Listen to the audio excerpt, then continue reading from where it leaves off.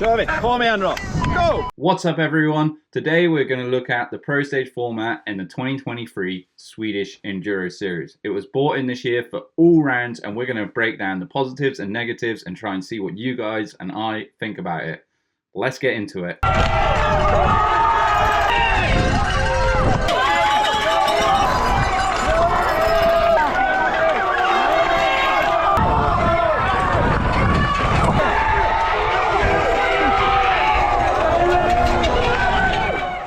As you can see, the crowds in the Prostage were incredible, and for me that's one of the biggest positives. It was just such an insane atmosphere. But before we go any further, just so for those of you that don't know, let's break down exactly what the Prostage is. So the format was always, we'd go and practice on the Saturday, and then Saturday evening we knew that we had one race run that was worth extra points to anyone who finished in the top 10. It was available to all the elite classes. And yeah, it really brought something different to the series. They sampled it a little bit in 2022 in Flotsbro and Iserberg, and it was a success. And looking to sort of refresh the series and add something new to it, they brought it in for the full season. I personally really enjoyed it. I thought it has many, many positives. As the riders that are really racing it, yes, it can be a little bit stressful, don't get me wrong. But what it really helped with, I think, a lot of riders that are looking to go on to the next level, it exposes them to such a level of pressure and that feeling of when you're riding and there are people 4 or 5 deep right on top of you in some of these tracks screaming at you and you have to stay calm and focused. The only other place you experience that is in the World Series, and having raced that previously in 2022, it was really cool to come back to Sweden and feel that here. So I think it's such good grounding. But right, what I really wanted to do today was just go through all the POVs from each round and just talk you guys through it, what's going through my head, how it feels to actually race this.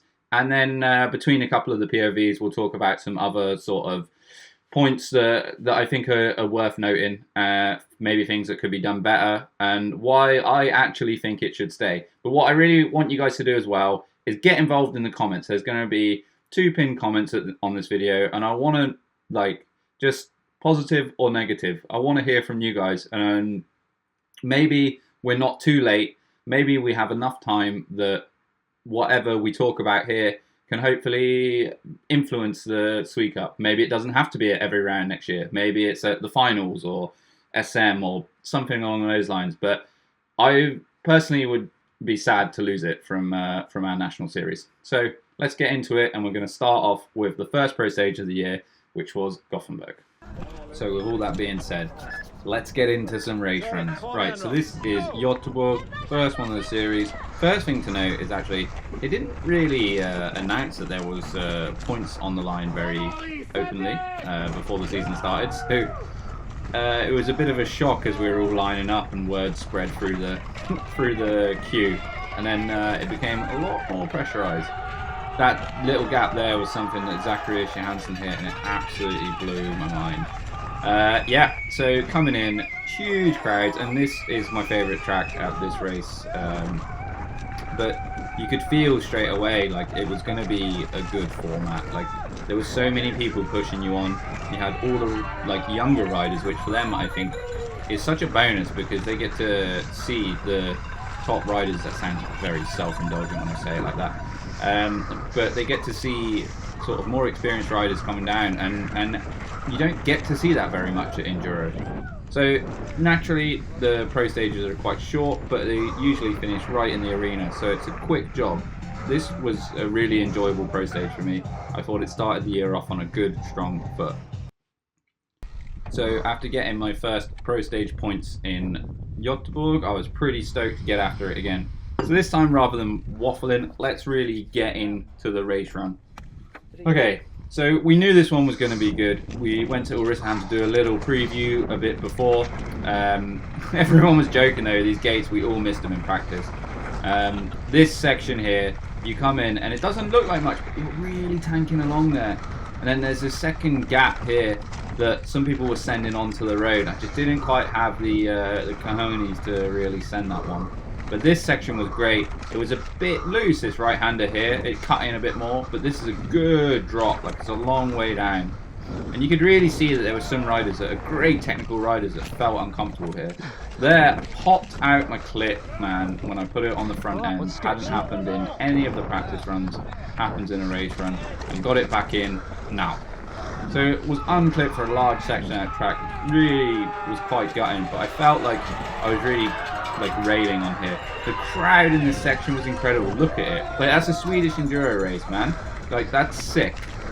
You'd see like cutting onto that little high line there, really pushing in here, not going all the way out. Then this section, you know, it's frustrating because you know you dropped a few seconds in that little mistake, but you can feel when you're on a good run. Ulricehamn for me is one of the best venues on the circuit. It's perfectly tailored for Swedish Enduro, and that was another good showing for the Pro Stage. Now, for me, all of my Pro Stages, it was a bit of a frustrating year because I was often, maybe, I think on average, about 2 seconds outside the points on almost every round. So it's tough one to like take when you're that close, and those little points make such a difference because the top 10 this year, finishing 9th myself, was very, very tight. Now this section that you're coming through here is so good because you're just absolutely charging through. You're carrying so much speed, and when you get up to that speed, you really feel the bike working. Did actually miss my transition a little bit coming through here. It just feels a bit more planted with the coil shock, but hopefully making that upgrade to the Rebel this season. Pushed in here, and I think I had forgotten about that. Just push a little bit wide, and there's so these little 2 seconds that we're on about. That's where we're going to lose it. And I do like these different lines. I really tried to cut inside here. I'd got it really good in practice and was quite confident, and then messed it up in the race run, and then like missed the line to the right there. So just felt like I dropped time the whole way down this track. But this isn't so much about my racing and my performance. I want to talk about the Pro Stage. And you see the crowd is there the whole way. Everyone's buzzing for you, and you just keep pushing that little extra bit. And this is what I mean, this like experience and exposure for riders when they push on, and maybe later in their career or whatever, they start pushing at the top end, they'll be more used to this pressure, because it does make a huge difference. And pressure is something that mostly like self-imposed that I have struggled with, and I think like, yeah, the exposure to this will be really, really important. These grassy kerns are a little bit wet, so you're really conscious not to throw it away at the end. Ostersund, another good Pro Stage. I mean, who didn't enjoy that, man? Right, so we're in Stockholm, my home race in July. It was a sunny, really sunny, hot day. It was a racing weekend. I struggled on this Pro Stage. Just had the pace outside the bike park here, but just not quite in it. Something we need to work on for the upcoming season. But again, it was just incredible. Last year we had a really big crowd on this top section. This year the crowd knew where the party was at, and that was in the rock garden. So up here you're kind of thinking like run through the flow section, push through, scrub if you can. I personally like to really try and like get in there and bounce off that edge. But this was all just, you know, this was foreplay, man. You just get through this section. There's nothing you can really do wrong there. This sender was a bit sketchy because you really crank into it and then it's quite flat and soft or loose. But then when you come to this point, you turn into this corner, you get a couple of deep breaths in because you know, right, this is the business end. Jumping onto rocks, it is rough. And this section was hard. Like, I just couldn't get off the brakes as much as I wanted to, but you really needed to carry the speed and try and be light on the bike. But look at that crowd, man. This is a Swedish Enduro race. I say it again. Like, we're saying that a lot of riders want to get rid of the Pro Stage, but I think, like, you won't ride in front of that crowd for most of your career unless you get into world level stuff again. So be careful what you wish for, lads. But yeah, another great pro stage. Like the format and the stages they chose, I think were really top. Okay, so Arvika. Now this pro stage, I really like what they did here. They wanted to do something completely different because it was national champs. They wanted to do a new stage entirely. So that's what they delivered us.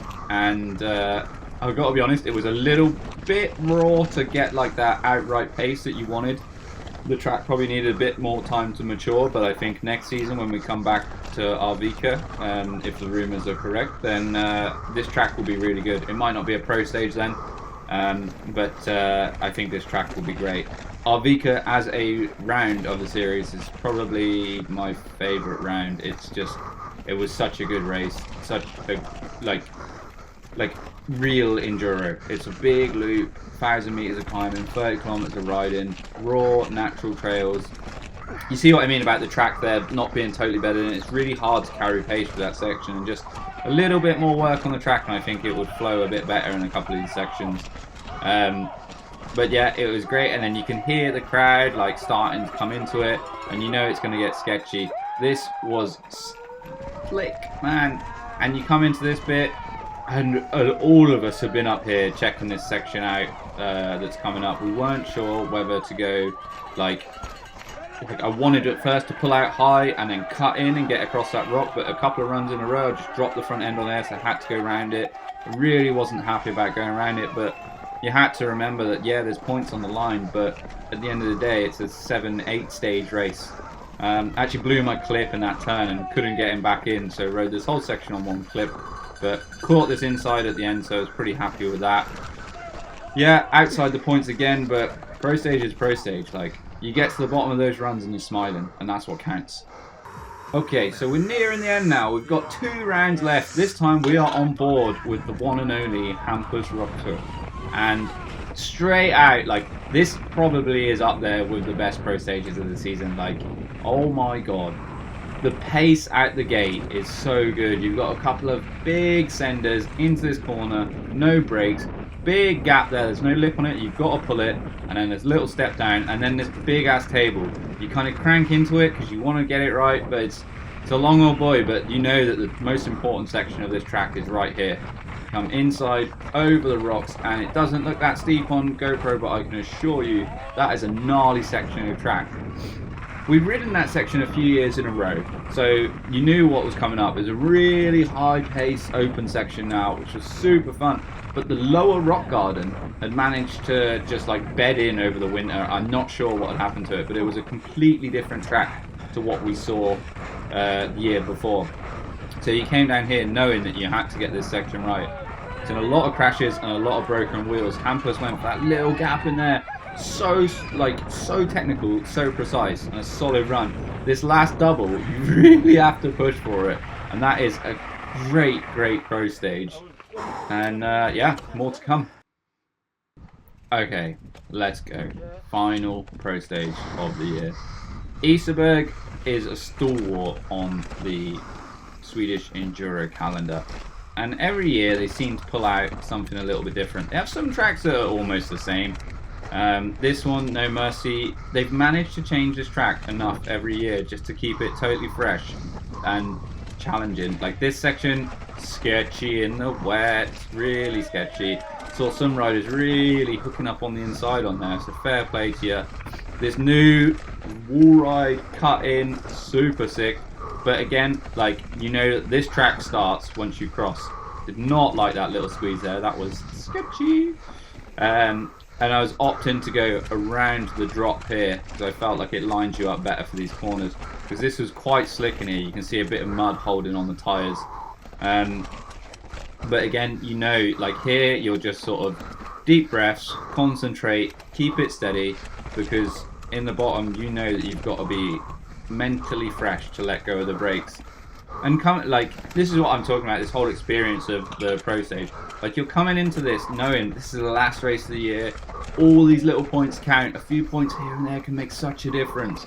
For me, it ultimately was quite disappointing to miss out on points at 6 of 7 pro stages, so that kind of sucked. But it's certainly something to work on, to have that like explosive pace, you know. And this bit is just iconic. This has been in for 3 or 4 seasons, and every year this rut just gets deeper and deeper and deeper. such a sick section. And you can see the crowds there all the way down. Look at it. Like, guys, if the Pro Stage goes, we're gonna miss it, man. We're gonna miss it. Like, the Swedish Enduro ain't gonna change up too much. I can almost guarantee you what venues are gonna be on the calendar. So it's nice to have these these little things that spice it up a bit, you know.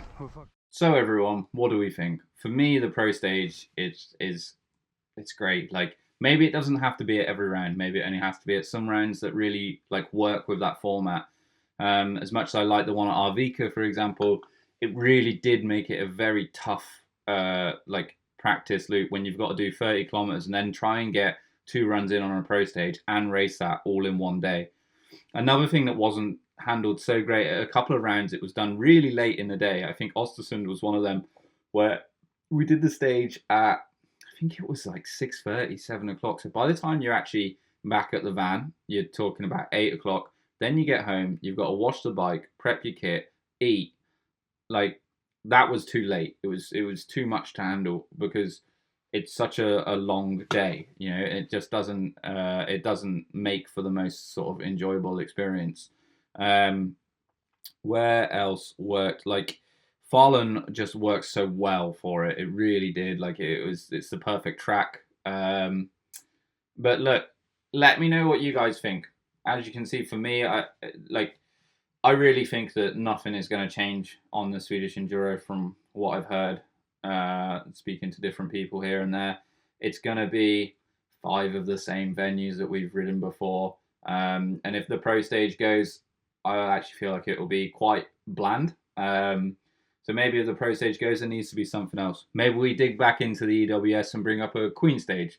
We take the longest stage or the rider's favorite or something like that, and we make that worth some extra points just to add that little bit of extra spice, you know, keep it fresh. Like, I've had my I've had my sort of complaints about the Swedish Enduro series over the year with a few different things, but I actually think that this was something that they did. I think it was did well. Sorry, I think it was something that they sort of were a bit thinking outside the box. And when you look at the young riders and everything, it makes such a difference. And not only that, it's so easy to get clips. Everyone's got Instagram reels and stuff from their rides on the Pro Stage because there's so many people there.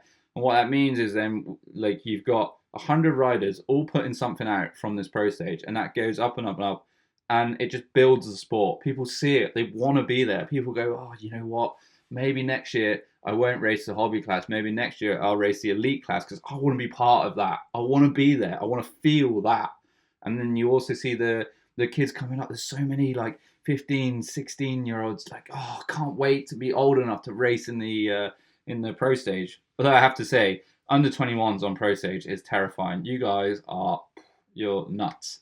And for me, like, as much as I feel like I'm kind of done with elite racing and I'm ready to go into Masters in 2025, one thing that I would miss if that did happen is that the Masters don't get the Pro Stage, which I totally agree with. You can't put every single rider that's there down the Pro Stage, but it's certainly something I will miss. But let me know your thoughts. You know, there's those pinned comments down there, positive and negative. Let me know what you're thinking. I want to have a discussion on this. We're not very good at talking about this and feeding back to the series in Sweden. So let's try and do that. And yeah, if there's anything else you want me to talk about or want to look at regarding the Swedish Enduro scene, hit me up. Let's try and make a video. Peace out. Like and subscribe if you made it this far. And yeah, enjoy the winter. Peace.